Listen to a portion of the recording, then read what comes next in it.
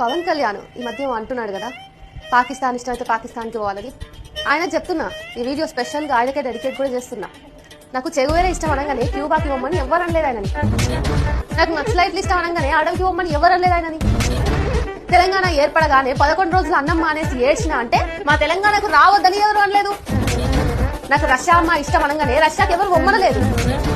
నాకు క్రిస్టియానిటీ ఇష్టం అనగానే క్రిస్టియన్ గా మారమని ఎవరు అడగలేదు.